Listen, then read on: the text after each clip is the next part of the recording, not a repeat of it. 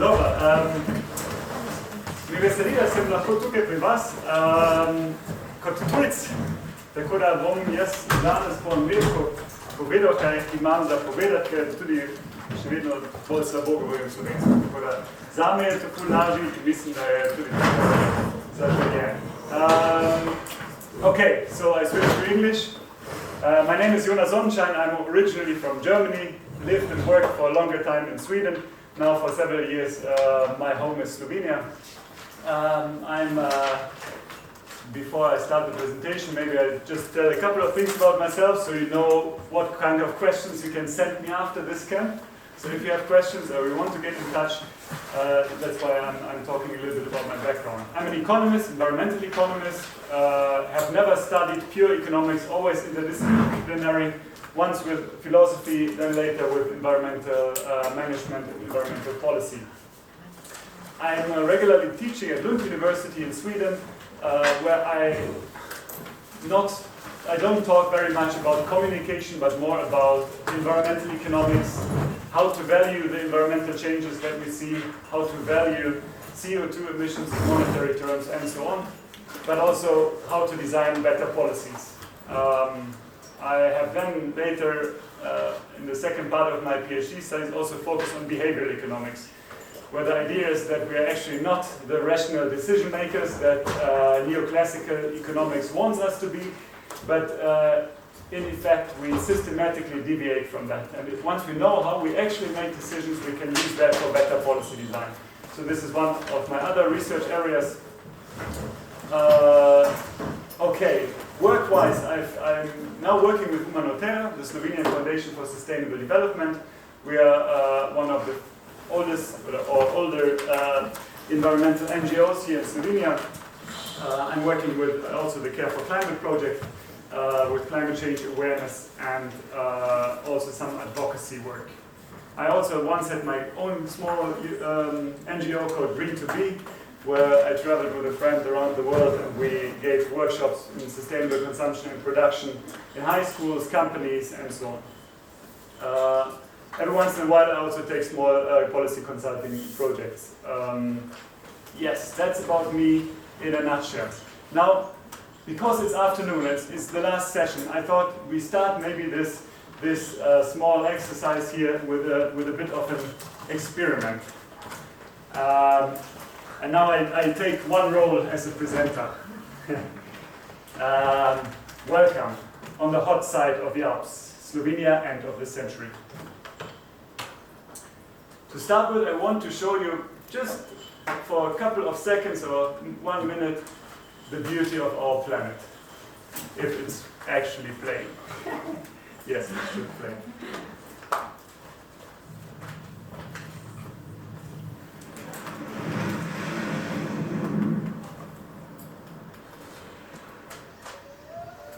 I see trees of green, red roses too. I see them bloom for me and you. And I think to myself, what a wonderful world.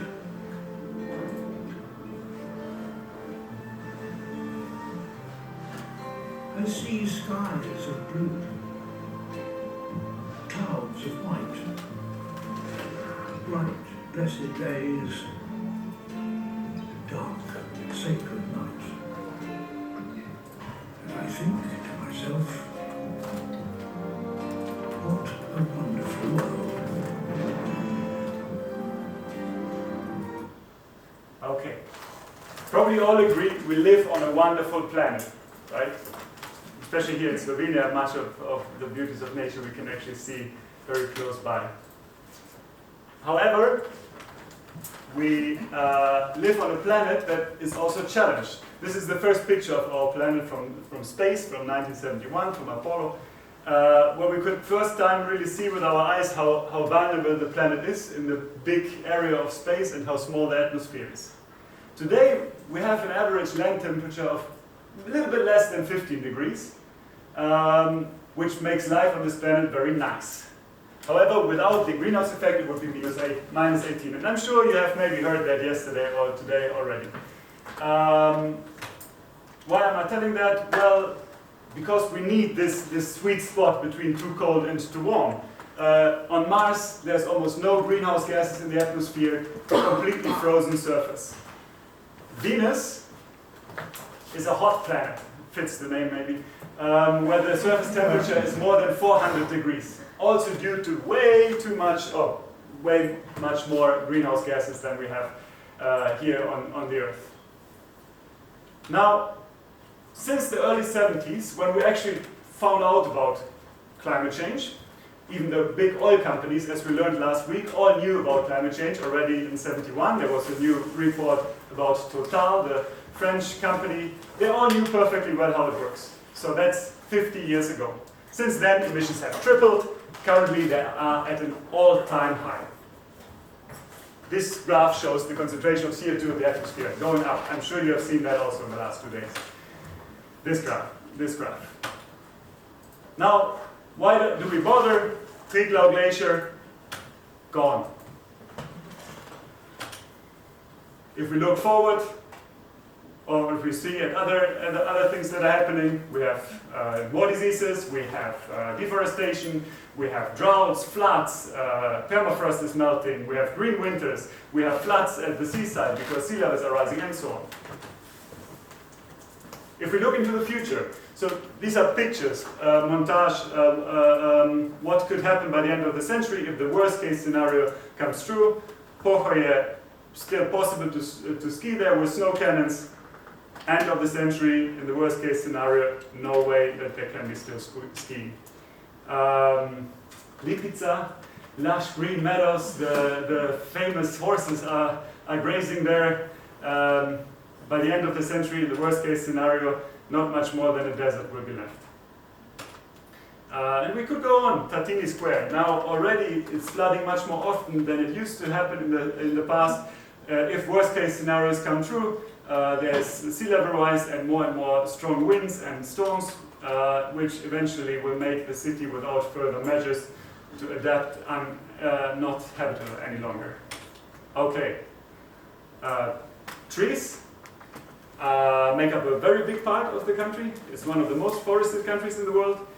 By the end of the century, if we don't take measures, trees cannot run away, right? So if the trees are in the wrong place and it's getting too warm, too dry, and they cannot adapt quickly enough, it's just the wrong species, they cannot move. We can move somewhere else. Trees will maybe then be affected much more by storms, by lubada, by the bark beetle, and so on. Impacts on us, maybe challenges with food security. Floods, I already mentioned. Diseases, mass migration. We are doomed. Yay. Okay, first part of the experiment. Now we shift back a little bit. I want to take another role here in presenting. Doomsday is not fun, right? So let's see. I have to dress up again more serious. Not extremely serious though. But yes. Okay, welcome to my short presentation about climate change in Slovenia. I will introduce you to some scenarios and their implications until the end of the century. Probably you also have seen these kind of graphs the last weeks. Okay, the latest IPCC report, Assessment Report 6, in Working Group 1's findings shows us very clearly climate change is happening. It's us, it's not human factors. Human factors don't lead to additional warming. And it's quite serious. We have already experienced 1.2 degrees of warming in Slovenia, roughly 2 degrees of warming since pre-industrial times. There are different scenarios for its future development. Have you seen that as well? These are emission scenarios. The worst case scenario is the upper one, but we, of course, with the Paris Agreement, want to work on some of these scenarios to bring down emissions and then keep global warming within 1.5 to 2 degrees until the end of the century. Different scenarios are associated with very different temperature developments, which then cause different impacts on our natural systems. This is the temperature development in the worst case scenarios in winter and in different time periods: winter, summer, spring, and autumn. The same happens for precipitation, so rainfall and snowfall. Even in the most ambitious scenario, the worst impacts of climate change can still be avoided. Now, how much time do we have left? How much emissions do we have left? Well, scientists have calculated to keep global warming within 2 degrees of Celsius, have a 2/3 chance. We roughly have 1,000 gigatons of emissions, CO2 emissions left, carbon emissions. That means at 40 tons per year. Currently, this means roughly 25 years. This is very challenging. If we look at Slovenia, we have 30 years left to bring emissions down to net zero. For this, we need clearly additional measures. Institute leader Stefan has shown that with the current existing measures, we keep emissions roughly stable, but what we want is to get down to net zero. Yes, we can get there. We can get there if we have ambitious policies. In the NEPAN, the National Energy and Climate Plan, it is quite clearly outlined for different sectors how we can get down close to zero and how we increase the natural sinks, the forests, so that we end up at net zero. Conclusions? Well, climate change is indeed caused by humans, and it's accelerating. By quickly and comprehensively reducing greenhouse gas emissions, the worst impacts can still be avoided. Political targets, strategies, and action plans are in place. Now, let's get together and work on the implementation. Okay, this was my short experiment in the beginning. What are your reactions to the two kind of different presentations on roughly the same topic? Now I put on the jacket. Any immediate reactions? Yes? The second one is very abstract. It's very abstract, Yeah. yes. Okay, I was also hurrying up a little bit, not going through it step by step, but yeah, I agree. You cannot imagine. Ja, by the way, vi lahko tudi po slovensko mene vprašate, pa nekaj poveste, če ga boš kaj razumem dost. Other reactions? The first one is playing more with the emotions. Yeah. Druga je bila malo bolj optimistična. Yeah. Malo več akcije. Less is almost impossible, less optimistic. Yeah, I mean, my main idea here was really to show different aspects that I will refer to now in my presentation and in the short workshop later on. And we'll get back to that probably throughout the whole presentation. This should not appear once by once. Why do we communicate? This is the first aspect that I want to cover here. Why do we communicate about the climate? Because in the end, what we want to achieve is changing environmental behavior. There are tons of theories about psychological theories of how you can actually impact behavior. I won't go through them. If you're very interested, I have lots of references that I can send to you, but I think the main strategies are usually working either on knowledge or awareness, and some on motivation. So we communicate to either increase the knowledge of people about climate change or their awareness, their feeling that something also has to happen. This shapes then the attitude. And once we have changed our attitude towards the problem, not seeing it as maybe something abstract happening elsewhere, not affecting us, but seeing that we have to change as an individual or change as a part of the society, then this might actually influence behavior. So these are all kind of black boxes in my talk now. I will mainly focus on communication with the purpose of changing environmental behavior. Okay, so just that we have this purpose back in our heads. So communication is not a purpose by itself, but we want to solve the challenges that we are facing. Because in communication you can do lots of things, and sometimes we also get carried away. Can I use the presenter mode here? Probably.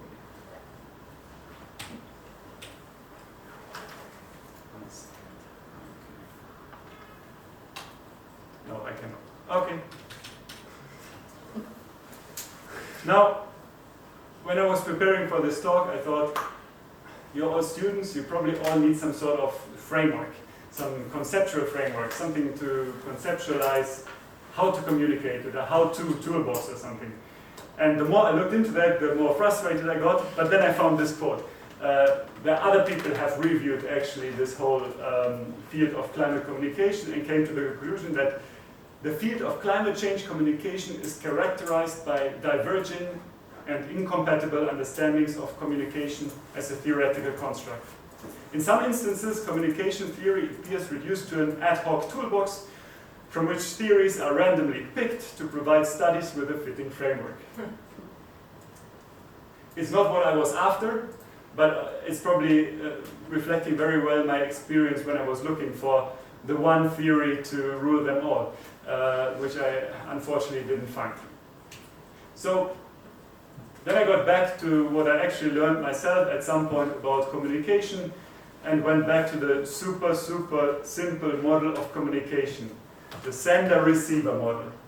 All of you have probably at some point in high school or university heard about it. Communication, we have a sender that sends a message and the receiver. This is super simplistic and I'm very sorry for that. And this is not the truth because it's not a one-way flow. Very often you get feedback. I all the time look at you and you're nodding at me or you're shaking your head or you're smiling. So also the receiver, when receiving the message, actually gives feedback to the sender and also maybe influences the way the sender sends his message or her message. What was very important for me is that the message is always framed through a medium. So we need some sort of text or visuals or whatever kind of message, plus the context. I think here, especially when we're talking about important social challenges like climate change and environmental challenges, then the context plays a big role. This will be used now to actually frame a little bit of the input I want to give, but before I start, I would like to ask you to maybe with your neighbor or 2, 3 together, have a short discussion. And think about one of this weekend's lectures or workshops. What were the main messages? What was the medium and the context? Were the messages influenced by the sender? Were they appropriate for you, the receiver?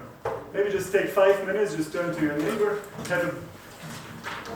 If the lectures, I wasn't here, if the lectures don't suit, you can also think about another communication event. But I thought this is something you all can connect to because you met here, some of you probably for the first time.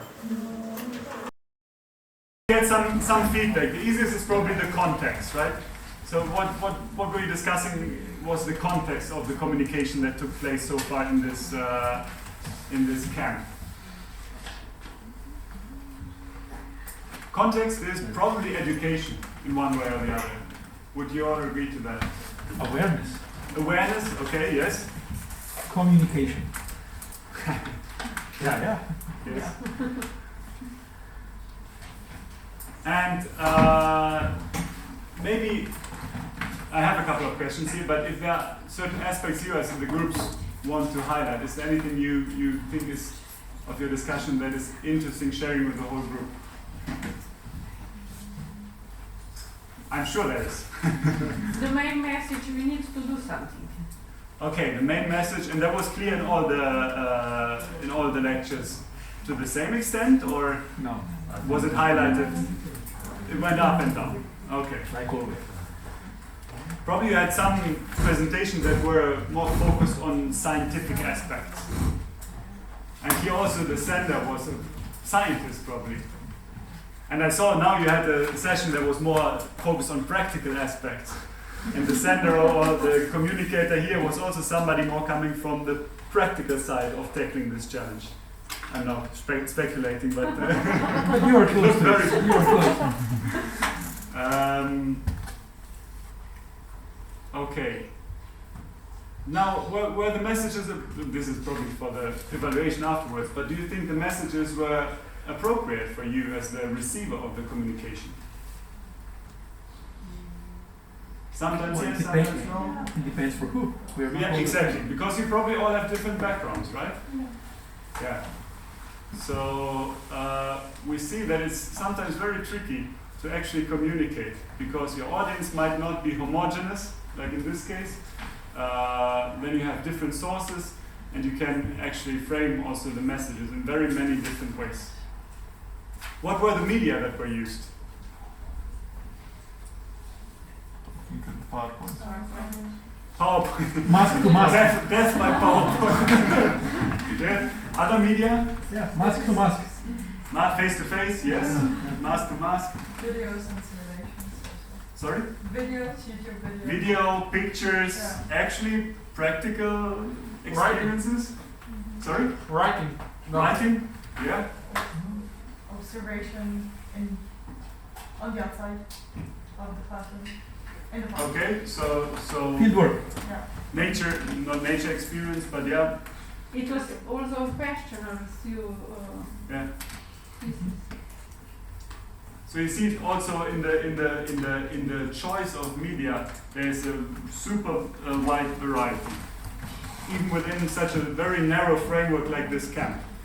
Now we talk about climate communication on much larger scale. So also excuse me if I'm very often only scratching the surface and maybe just highlighting some challenges rather than solving things for you. I would like to talk a little bit more about the persons that are involved in this communication, and especially in the receiver of our communication. I said before, we want to get to behavioral change in one way or the other. There doesn't need to be individuals changing their behavior, their everyday behavior, but that could also be behavioral change of decision makers, of people working with us. And for a long time we had this discussion within our organization when we do advocacy work and awareness raising. How much should we stress the responsibility of the individual? How much should we look at systemic solutions? And now I came across a fantastic paper, and I share that with you in the references, that actually identifies 5 roles for us in this climate challenge, in this climate crisis. Yes, we are consumers, right? We are consuming, we are using transport, we're driving our car, we're using electricity, we're consuming food. No, to see But you don't look too much at the screen. I want attention. Now I lost my breath. Consumers. And very often, and I think too often, when we talk about behavioral change, we talk about the consumer. And that's why much of our communication is also addressing individuals as consumers. But we're much more than being consumers, right? So one more aspect, which is very closely related to being a consumer, is being an investor. In a way, we also make decisions where we put our money. This paper is about high-level people who can be kind of influencers in this whole climate debate, so maybe they have much more opportunities to actually invest than we in this room have, but maybe at some point in your life you also have to make choices where to put your money. Because it's not the most relevant, I will skip that for a second. What we've also very often highlighted is that we're all citizens. And as citizens we have the right to vote and the right to be voted, so we can be politically active. This is also behavioral change in the context of the climate crisis. It's not only consuming, we are much more than that. Also quite important, and I have to admit that we have not thought about that so much also in our work at Humanotera, but we are always part of organizations. You're part of a university, for example. I'm part of my workspace, of our group at Humanotera. I have before been teaching staff at a university. I could work at a factory, I could work at a municipality, I could work at a ministry, and so on. So we are organizational participants. We participate in organizations, and also there we have quite some power. And again, this is kind of a different communication that we have to address to that role. Finally, everyday life, we're also kind of role models. We communicate through our actions. So I think this is maybe one aspect that could be also cross-cutting, right? You can be a role model in your organization as a consumer, in your day-to-day interactions and so on. Here, I think it's more meant as a role model in your social life outside organization, outside consumption activities. Now it works. This is the paper. It's very fresh. It just came out end of September, and it's a very good read. Actually, this is one colleague of mine from Lund University in Sweden. We worked a bit together.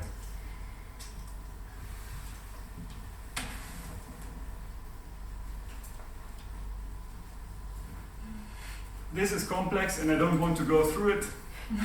The roles that we talked about before are in the middle. Here are resources, so disregard the left and the right, but I think the resources we have are also very important when we think about how we can use communication. So what is our informal social influence? No? What is our social network? How can we activate that in our communication? What is our formal influence at the workplace and so on? Now we're back to being maybe an organizational participant. Where communication plays a role in the avenues of influence. So here it talks about how we can then, in these different roles, make a change, make a difference in the policy-making process, in lobbying, social movements. Once we are shifting social norms, and not social norms, norms in the organization. What could there be norms in the organization? There could be, for example, a travel policy that doesn't allow employees to use an airplane if within 5 hours of travel time or 6 hours of travel time you could reach the destination with other modes of transport. We had that at Lund University, we have it at Manotera. These are kind of the type of things you can leverage also within the organization. So just to show you a couple of examples that you actually have different avenues of influence. You cannot, it's not just spending money on some services or products. This is an avenue of influence that is very straightforward and that is very much present in the debate. But there are so many more avenues you can actually influence what is happening on this planet.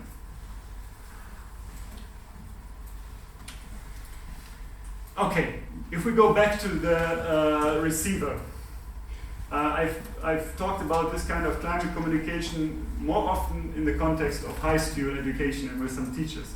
And then I often use this quote. There's a huge gap between young people's view of problems such as climate change, which is often quite bleak and pessimistic, and their view of their personal future, which is often quite optimistic. Thus, climate change is perceived as distant and separate from their own lives. This makes it important to explore how young people can engage with this problem in a personally relevant way. Okay, very abstract quote. I tried to make a graph from it.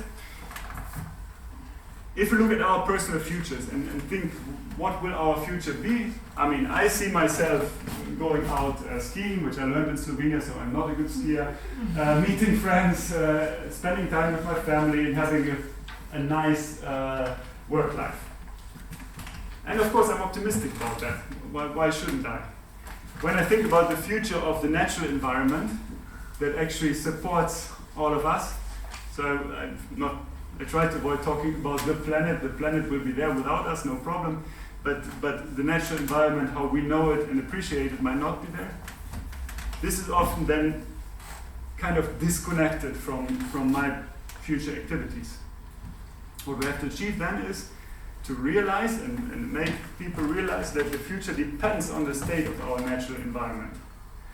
Okay, I think this is really a thin line here of not making young people despair and feeling hopeless, but at the same time engaging them in the topic.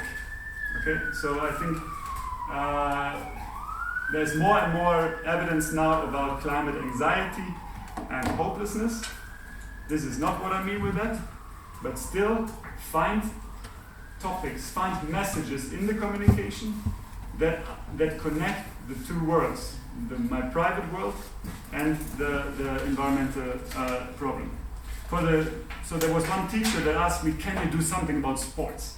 There was a school of telecommunication, and there were only boys. And they were only about sport, all about sport. So then I came up with this kind of small excursion on climate change and winter sports. Actually, my father-in-law happened to be an Olympic skier, 72 in Sapporo, long time ago. And he told me several times how he was in summer skiing under Presoin, whatever. There was some sort of glacier, so there were actually summer competitions. There were even small lifts up there. And that probably is the time when he was actually practicing there in '64. Now, then I thought back about my own daughter who went to kindergarten here, and they always go with the kindergarten to Vršić for a spring camp. So I was there twice in May to pick her up in exactly the same location, and it looks very different. In May, this is not July, August, there is no snow. But in August there is snow.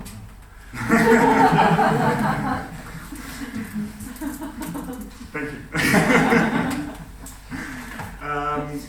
So like this, I could kind of try to connect my personal stories, make it a bit closer to their own lives, bring in my experience to their own joy of skiing, and then maybe add a couple of more heavyweight statistics, which shows how many days of snow cover will there be in different regions of Slovenia, and how that will change until the end of the century. And you see, especially in this region in the northwest, where there are actually still days with snow cover, is 70 to 100 days less by the end of the century in the worst case scenario. And this is quite a strong message. It basically means in lower lying skiing areas, no way there's any chance that you can still go skiing by the end of the century. So this was one of my attempts to kind of connect and shape a message and choose also maybe the medium in a way that it connects to their lives, everyday life, and their expectations for the future, which are quite optimistic also maybe when it comes to skiing. Another aspect in this kind of understanding the receiver, so I'm still in this part where I want to better understand who is the receiver of my communication, is the value-action gap. If you look at all the surveys in Europe, you can see that knowledge about climate change in principle is very high, even increasing. You can see that environmental values are increasing. So there are maybe self-interested values, there are social values, but there are also environmental values. So how important do you think this is? Especially on the young people, they give very high weight to environmental issues, but then very often this value-action gap is discussed. These are actually two of my pictures. When I had this small NGO traveling around the world, we also gave workshops on the Roskilde Festival in Denmark, which tried to go green. I think it's actually one of the large festivals that is quite sustainable. Still, if you go to the camping area, that's what it looks like. So here you probably could make a poll, and people that we asked actually signed all our messages, said yes, you're right, we have to do something, but then the actual reality looks quite different. I think this is also important to keep in mind, to maybe also in the communication try to hold the receiver in a way accountable. Are you sure? Is it just cheap talk? Or are you actually sure about what you state is your value? How far are you willing to go? Okay. This was a very short wrap-up of the receiver. I think also as a sender, we're sometimes in the different roles, not just as the receiver. Are there questions? Or are there aspects that we would like to discuss? Are there questions? Always a stupid question. But is any of these things... Okay, then I will just keep on going for a second. Messages. There are a couple of issues when shaping the messages that I just want to highlight from my practical experiences. Much of this is not really rooted in academic research. Sorry, but maybe it's still one or the other thing is valid, nevertheless. What we experience very often when there is communication in the context of climate change, that many other issues are thrown into the same kind of debate. As if climate change is also about the ozone hole, about plastic pollution, about biodiversity loss and everything else. Some of these things are clearly interrelated, but they are not at the core of the debate. I will get back to that. Then, not every message has the same weight. I think we can clearly prioritize drivers of climate change, impacts and solutions and so on. And I will also get back to that. And I think very important, we always try to not raise issues or problems without then offering solutions, because the kind of presentation I gave in the very beginning does not empower anybody to be a change maker. It leaves you in despair. We are doomed is not the best take-home message in the end.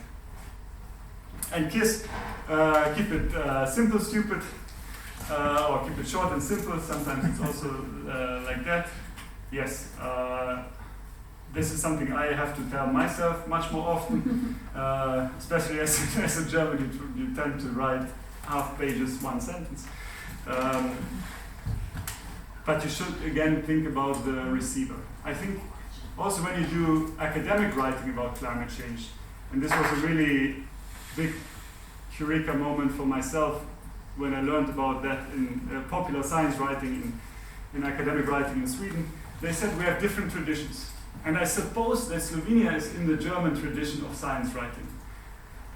And that tradition says, well, the reader is responsible for understanding my thoughts. Okay? You write a text, you want to be precise, but you put the responsibility for understanding on the reader. While in the Anglo-Saxon tradition, now I'm polarizing, it's not that clear-cut, but it's much more, I have the responsibility to write my text in a way that everybody can understand it, or that at least my audience can understand it. So the responsibility for understanding is with the sender, not with the receiver. And I think this is sometimes good to reflect on when you write text yourself. Is this something that only I understand, or is it something that actually my target group can understand? So, and for that reason, keep it simple. But I said I come back to the first 2 points here. What climate change is not about. And I will show you some statistics in a second. Waste is the waste sector has a very small fraction of all the greenhouse gas emissions. And it's important and we have to work on it. If we say recycling is the most important aspect to tackle climate change, that's wrong. First of all, when we talk with individuals, we talk about waste separation. It's not recycling. We separate, and then what happens afterwards is out of our hands, right? So it's separation, but not recycling. This is very important to me because also last week I gave a short interview in a TV show, and then suddenly it was about climate change. They had a prispevek in between, and it was about plastic pollution. So this plastic issue is haunting me. Ozone layer, ozone hole, same thing. This is about how much UV radiation is coming on us, and it's also a challenge, but it's not clearly and strongly related to climate change. There are so many more environmental challenges. Weather, okay, that is quite clear, and I think you know about that much better than I do. Weather is something different than climate, and probably it became clear in the first part of the camp.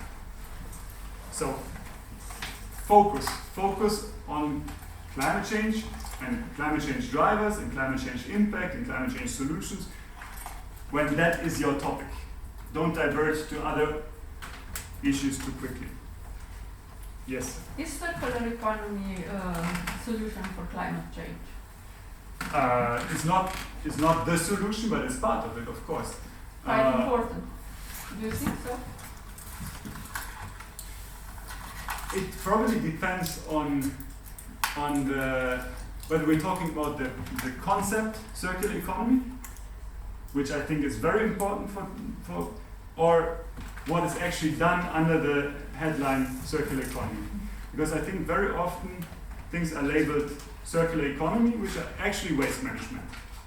I think that we're actually working on on circular economy solutions, which means designing products in a completely different way. Being maximum efficient to not waste anything, then closing the loops completely. This is something quite different from what is done under the headline of circular economy. So if we do all of that, what is actually within the concept of circular economy, yes. But I think it's sometimes misused as a buzzword like green economy, sustainable development, and so on. This is my short answer to that. Yes, plastic. Do something drastic, cut the plastic. There was a slogan, you remember this Suez Canal issue? Climate change, and the small bugger and it says banning plastic straws. Right? So, yes, we should cut plastic consumption. We should cut plastic pollution by all means, but not because of climate change. Okay? It is because we're polluting the oceans, the rivers, and so on. I looked quite a bit also now in the context of our Care4Climate project and before in my research on what kind of behavioral change we should campaign for. And if we're campaigning for simple, painless behavioral change measures, there is a risk that it backfires. Why? So the theory goes here. If we highlight, please don't use plastic straws.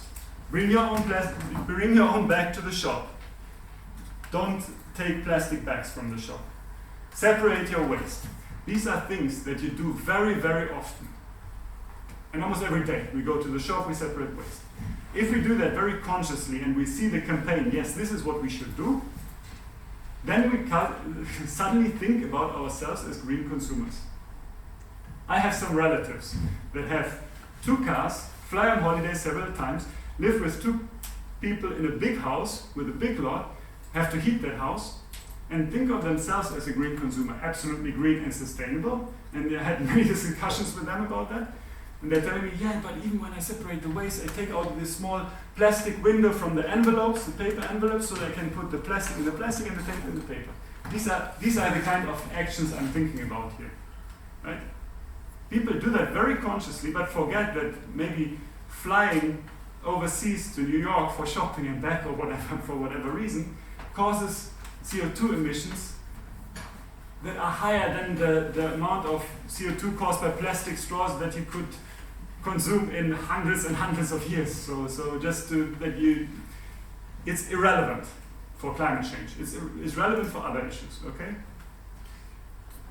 And many small changes can make a big difference. Many small changes make a small difference, if that doesn't include the big actions that are actually needed to bring down emissions. So what I want to highlight is in the messaging, we should really prioritize. We should focus on what really matters, because otherwise there is a risk if we focus on small things, we kind of create this backfire situation. Is that, you can challenge me on this. I had many discussions also in the context of the project, because of course there are also other theories. We start with the small changes to then get people aware, think about the issues, and then once they're aware, they're into it, we can move on to the next step, right? Just to get them hooked, get them thinking about it, and then move on to the next step. I think very often this next step is missing. Because it's the uncomfortable issues you have to talk about then.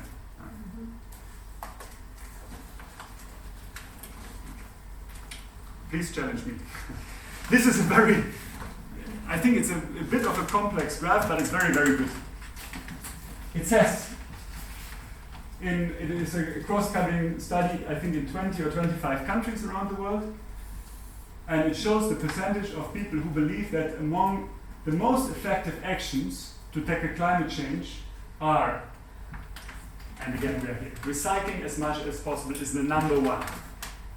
More than, the median is somewhere at 60% of people who think this is among the most effective actions. While if you look at CO2 emissions per year saved, it's among the smallest things you can do. There are other issues, like changing light bulbs, very effective. No, it's very small. But then there are things like not having a car, eating a plant-based diet. Okay, let's skip the having one less child because we could discuss that the whole day. Avoiding one long-distance flight. The big things, they don't appear high up in the opinion polls. So people think that small things make a big difference and think that big things are not so important. If I can just summarize this slightly frustrating statistics.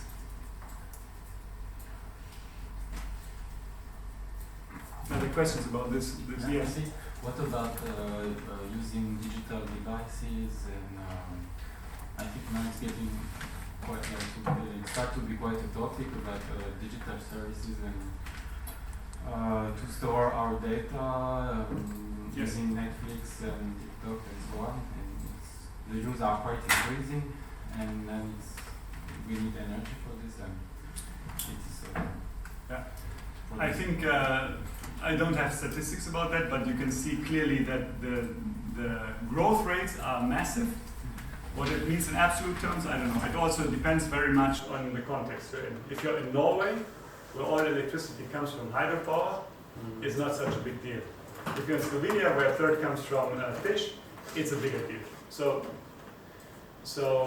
same for, actually we did in Lund with some, now that I saw that you were fixing things here in the workshop, some studies on in which context does it make sense to actually put in place legislation to prolong the lifetime of devices.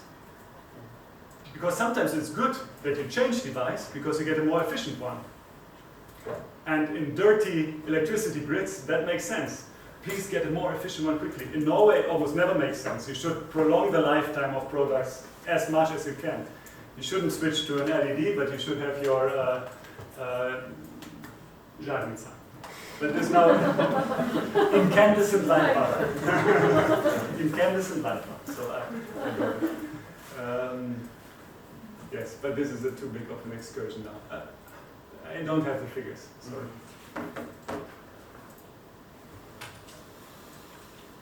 Yes. So also when we campaign for behavioral change, we try to always highlight in our messaging, changing your light bulbs is not so important. Switching off devices from standby is not so important.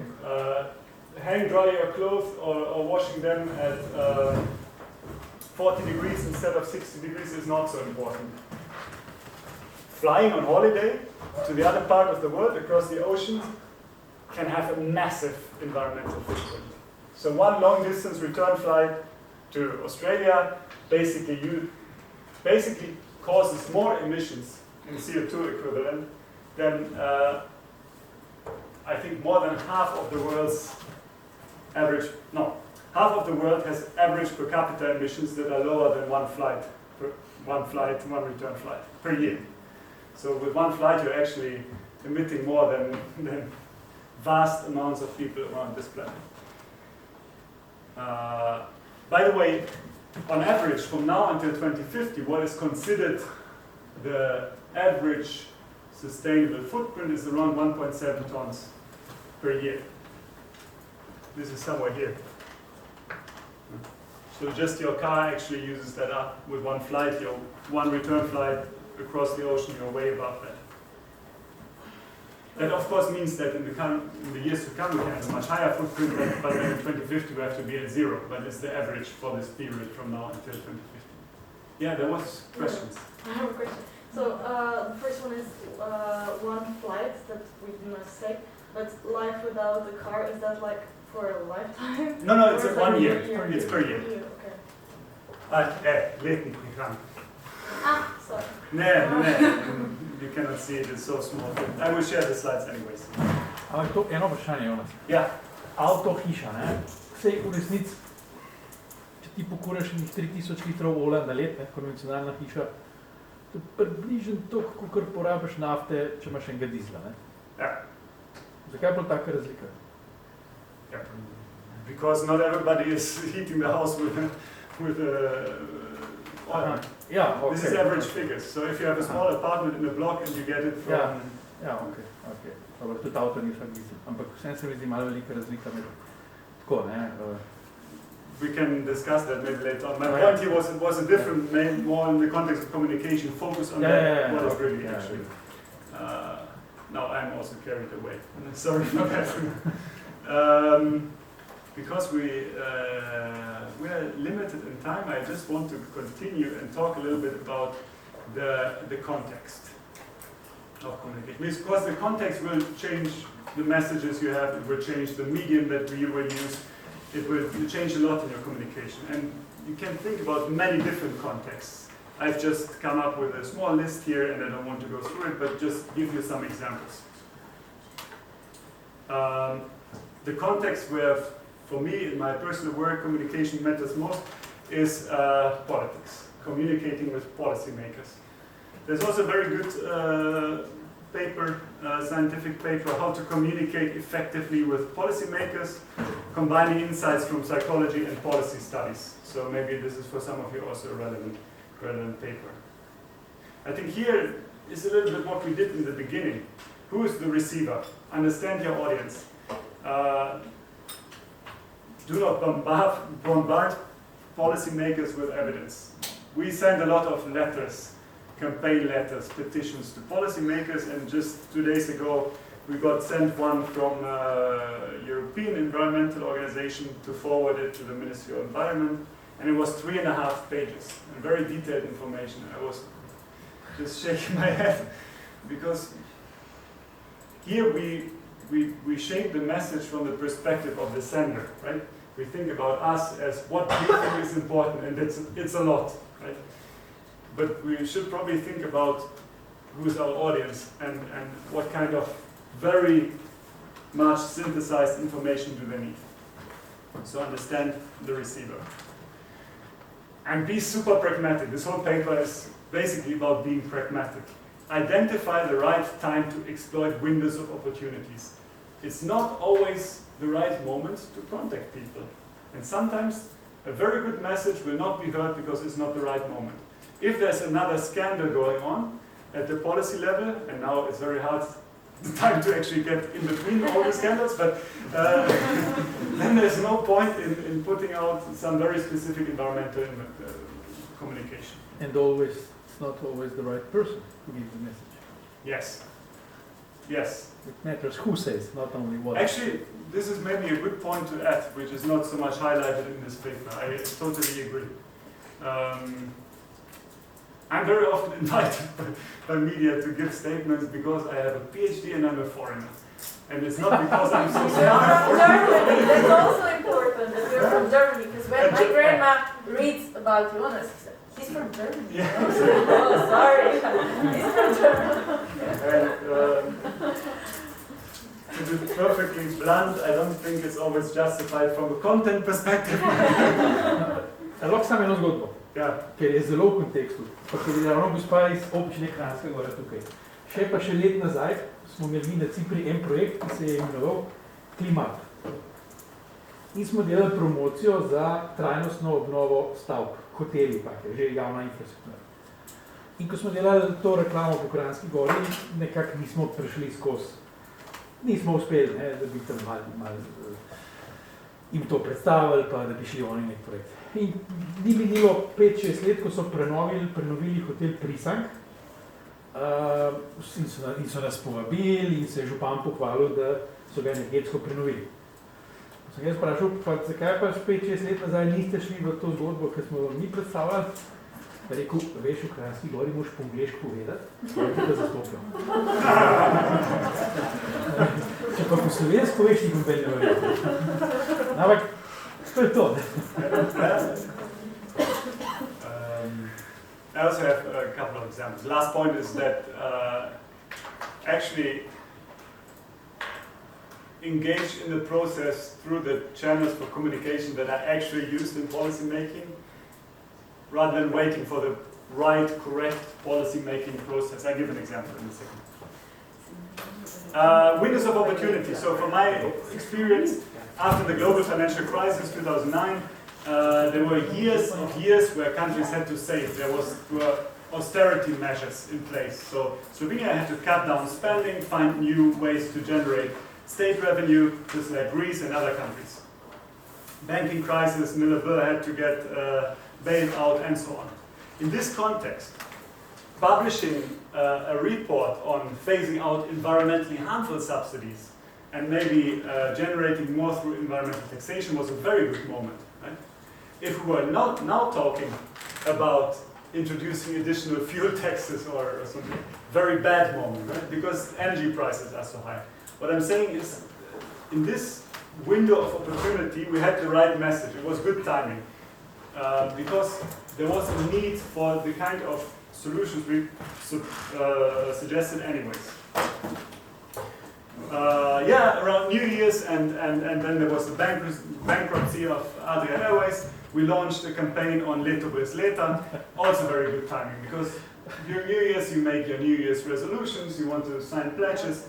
There was anyways talk about throwing money into the sector, so we could basically connect it to some political messages too. It was very good timing.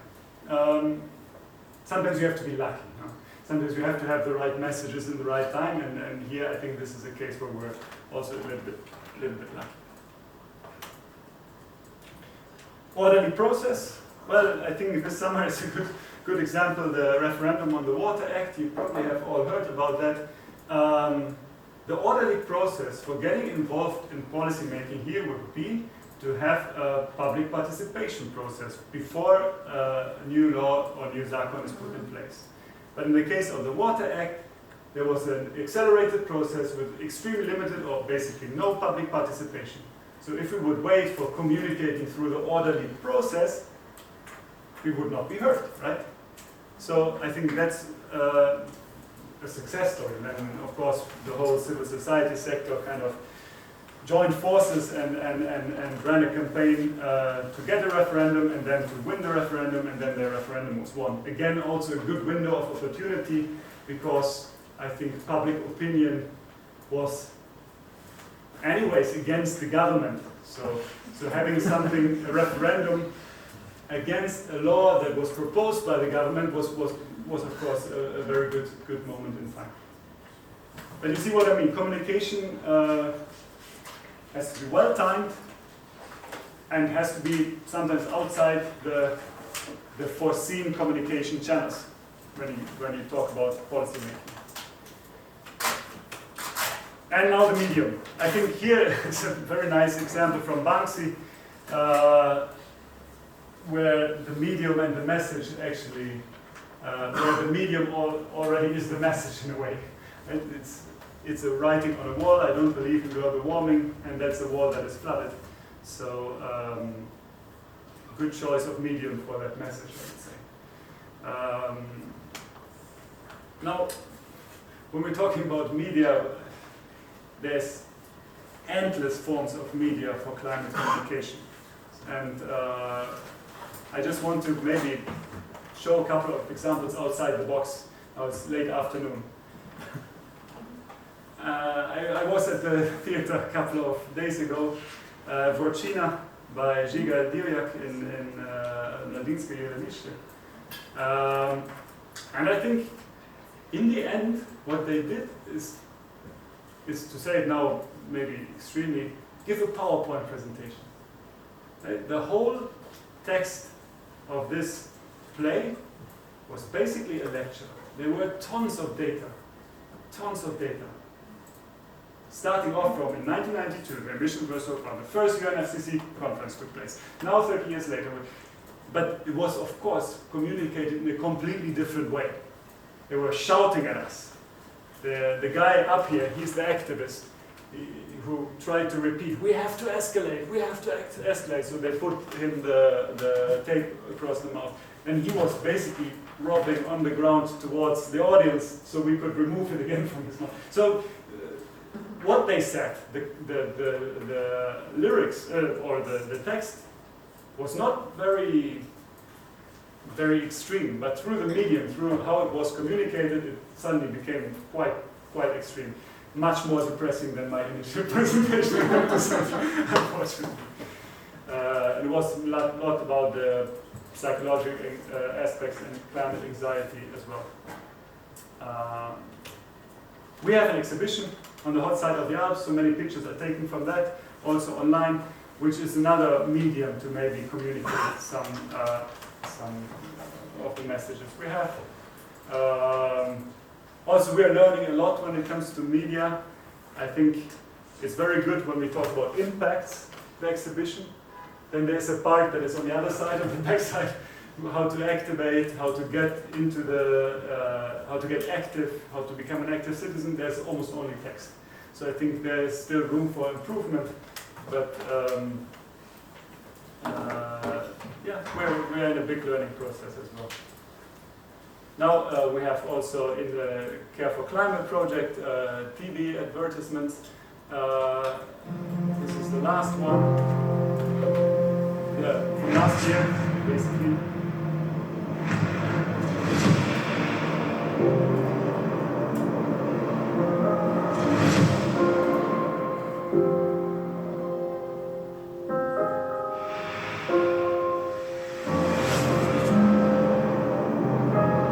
Samo en planet imamo. Skrajni čas je, da se nehamo igrati z njim. Spremenimo navade in poskrbimo za naš planet. Skupaj nam bo uspelo. You see how basically adding to the picture, music, and some movement can maybe create some emotional reaction. I think here is a very, very crucial question, and also what is the message?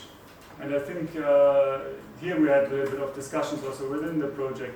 Once you kind of get hooked, what is the next step? Then when you go to the website and see somewhere in Planet, what should be the messaging be?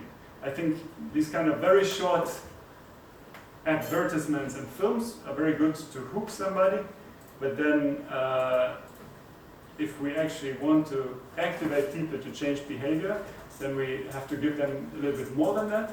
And then I think the website in this case is very important, and I think here I shared my opinion with you when it comes to simple painless campaigning and small changes, but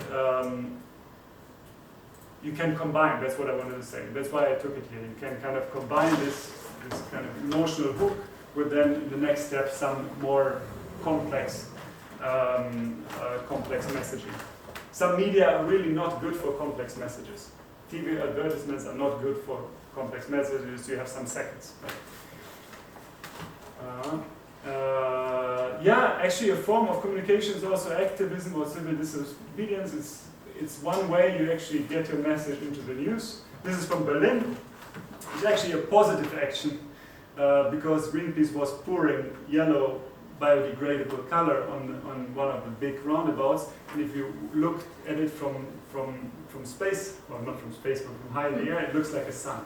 So they took that as a hook as well to then roll out their campaign on promoting solar energy instead of coal. This backfired a little bit because people got very angry and they got sued and I don't know what, but Germans, when it's about their cars, they don't understand fun. I can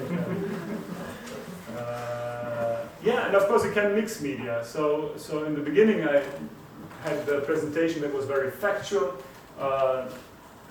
many graphs. This is an example where maybe you can then combine video with a graph. I like it a lot because it shows the Arctic sea ice minimum every year and how it changes over time.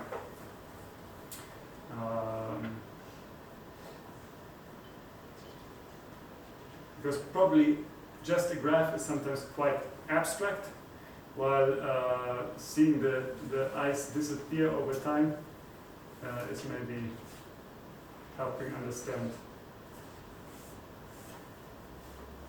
how serious the situation is. Yep. Back to doomsday messages. Another one is about the carbon budget. So basically, how much we can still emit. This is also quite frustrating. So how much do we have left until 1.5 degrees, and who has emitted in the past? And you see the bucket is filling, the bucket is filling, the bucket is filling. Yeah. And we're almost there. Well, I mean, you get the message. You can probably frame graphs also in different ways and use different media. Okay. We are almost 6 o'clock, so I want to kind of wrap up a little bit some of the things that we have talked about. So here's a summary of somebody who looked at it much more systematically than me. Again, a scientific article, also very worthwhile reading if you're into climate change communication. To overcome barriers to public engagement in climate change, so behavior change, what we're after, the climate change communication literature points to the potential of enabling positive feedback on individual actions, focusing on solutions. So here is again what I said before, being positive, not just doomsday, but always at the end, after the doomsday messaging, also say, hey, come on board, this is what we can do. This is what you're doing already quite well, do more of it. This is the positive feedback on individual actions. Rather than a catastrophic consequence of climate change, making complex science-based messages on climate change tangible and more concrete. So if you look at even the summary for policymakers of the IPCC report, it is still 70 pages and it's still very factual. So I think with different media, images, metaphors, computer animations and so on, it's maybe a bit easier then to grab very complex messages more easily. Of course, you're simplifying. When you probably had the presentation about the climate science, it's not always one line, but there's likelihoods, there's risks and so on. It could be much worse, it could be much better. This you cut all out when you do simplified communication. Yes. And then the last one is taking the interpretive frames and previous understandings of different audiences into account. So we have to understand the receiver of the message. Rethink how the issue of climate change is framed to resonate with different publics. So just, yes, message, medium, and receiver are something we should think about when we shape as the sender our communication here. Lots of input. I talked way too much. It should have been much more like a workshop, but I thought in 1.5 hours I cannot cover it all. Sorry. Before giving you some take-home messages, I think I want to also highlight some of the challenges. I think, yes, knowledge about climate change is rising, but it's still very superficial. I think hardly anybody can explain to you the greenhouse effect and how it works. Hardly anybody can tell you what are actually the implications until the end of the century. What are the risks? Because we're very often talking about risks that are not even mentioned, right? When we look at scenarios, it looks very nice like a line, but the scenario also means that there's a risk it could be much worse if there are feedback mechanisms, tipping points, and so on. So the understanding is still rather superficial. I think, yes, transitioning away from awareness, concern, values to actual action, to focusing how, this is still a big research area, how to actually frame a message, compose a message that it leads to action, not just to awareness, increased awareness. Yes, increasingly we are communicating in a very politicized and polarized environment. I think very often environmental issues, climate change issues are associated with a certain part of the policy process or a certain group. Facts don't play such a big role anymore, but on which side you are is much, much more important. And I think the last point, actually, I was quite, without an answer. I was lecturing last week at the economics faculty, and then at the end one student asked me, but so how can we deal with this? How can we not get overwhelmed or hopeless? And I think this is also very important in the communication, which is, for me personally, very difficult to communicate this growing sense our growing sense of optimism, actually. I'm a very optimistic person, but in this context, it's very hard to find the right framing of my messages, I think, to also appear like a sound scientist and be optimistic. So combining that, I still have challenges. Now, what should you take home from this presentation? I think we all know we cannot remember more than 3 things, at least I cannot, so there are 3 take-home messages. Another golden rule for communication, never give more than 3 take-home messages maximum. Yes, be aware that in climate communication we can take, but also address, and especially address several different roles. Climate communication doesn't address us as an individual consumer, but also as a citizen, as somebody working in an organization, as somebody living in a social environment, as a potential role model. So we have all these different roles. We're not just consumers, luckily. Yes, messages should be well timed, and especially we should prioritize important drivers, important impacts, important measures, important solutions. So not everything is equally important.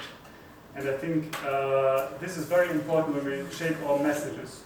Don't put a message about a solution that is really tiny front and center, where we have maybe other solutions that are much more relevant for solving the climate crisis. Yes, and the medium matters and should fit the context. Sometimes maybe, with this I don't mean that if you're in a scientific context you should only show graphs. If you're in a theater context you should only use prose and nice words. No, I think actually using media actively to disrupt, to make people surprised is also a very good strategy. I was super surprised when I went to the theater because I didn't expect at all a lecture, which I got in the end. But because the lecture was combined with such an awkward medium in this way, in this case, it actually stuck with me. So I will not forget the guy screaming at me, "We have to escalate," at least 10 times. So, yes, this is my input. And I'm happy to take the 5 minutes to either have discussions in the whole group if there are any questions, or to maybe stay here a little bit longer and have bilateral conversations about the topic. Yeah?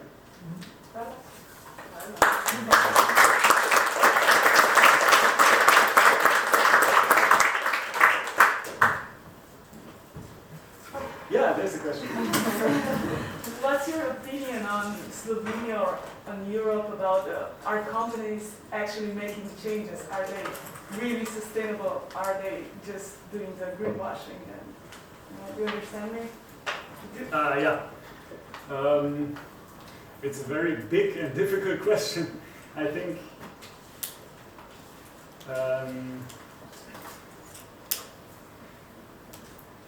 think there are several sectors where Slovenia is really behind. So you cannot give a general answer to.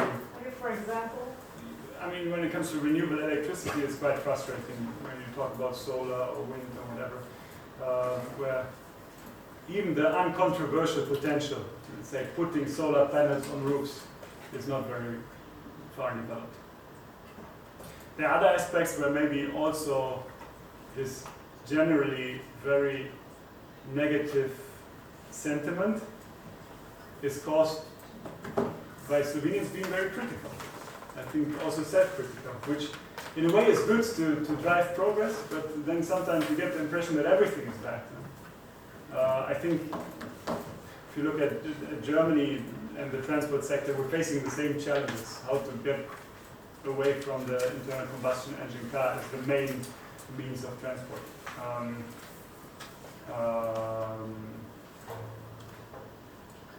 But it's too big of a question to answer now in 2 minutes. I would have to think about that much longer. But yeah,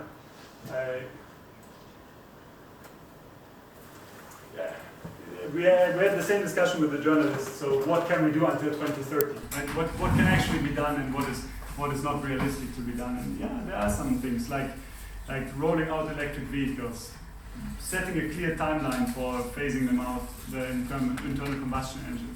I think sometimes also just being a bit more daring, not following the EU, what the EU says, but basically actively having an own agenda. This is something that is really missing in Slovenia.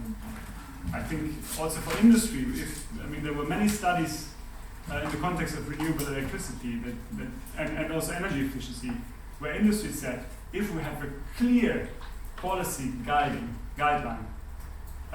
we can adapt quite quickly.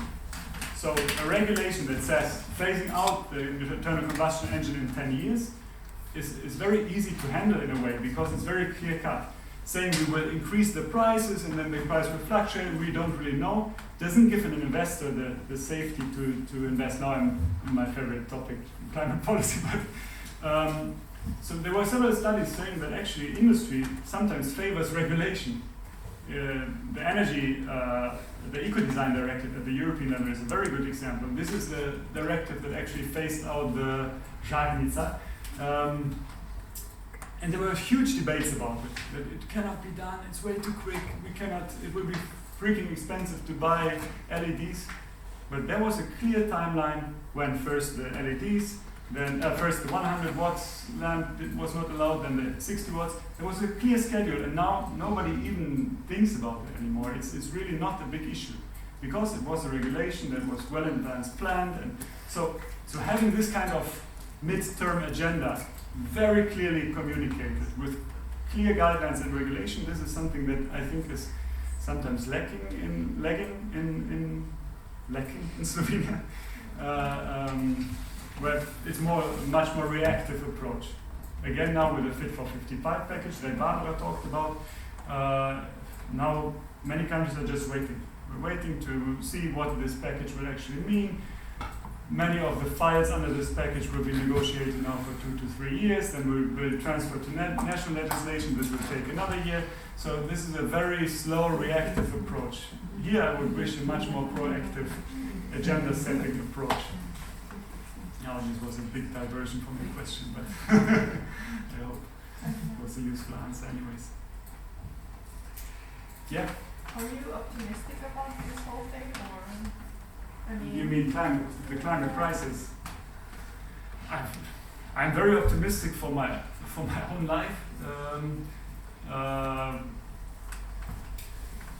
I'm very pessimistic that we can actually, until the end of the century, achieve the targets that we have set, even closely. So I think we live in a region of the world that will not be hit as quickly as hard. So for my personal life, I'm not pessimistic, but overall, I think very often, that also goes for proposed solutions. We look at a problem from an engineering perspective or from a climate science perspective. And all these models, you can model them in a way that we reach 1.5 or 2 degrees, right? But the 1.5 degree models, they all depend on massive negative emission technologies that are science fiction. Even if we implement them, they require biofuels to be grown on an area of India only for energy purposes. No, this will never happen. Okay? So from an engineering perspective, from a modeling perspective, we can make it. But if you put social science into the equation, how changes happen in change processes and so on, then I'm getting pessimistic. Similar debate we have now in Slovenia about nuclear power as the one solution. I'm not afraid of nuclear power that it will impact my health. To be perfectly honest, this is not many people are. I'm not too afraid. Coal has killed hundreds and thousands of more people. However, I don't think there will ever be a second nuclear power plant in Slovenia, because this is not only an engineering problem. From an engineering perspective, you can build it. Somebody can build it. But it's a political problem. You have to convince neighboring countries. It's an economic problem. Within the legislative framework of Slovenia, you have to basically survive a referendum. Then you can sue the government, which is already taking place because the environmental impact assessment is not correct. This will be an endless process.